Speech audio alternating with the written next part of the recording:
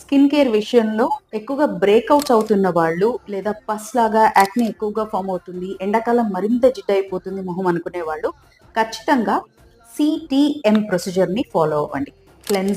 Cleansing విషయానికి వస్తే సాయంత్రాలు double cleansing, morning అయితే సింగిల్ టైం క్లెన్జింగ్ అలవాటు చేసుకోండి. క్లెన్జింగ్ ఈ పోర్స్ లో ఉన్న డస్ట్ ని, డర్ట్ ని, ఆయిల్స్ ని మొత్తం క్లీన్ చేసేస్తుంది. ఆ తర్వాత టోనర్ వాడకాన్ని మర్చిపోవద్దు.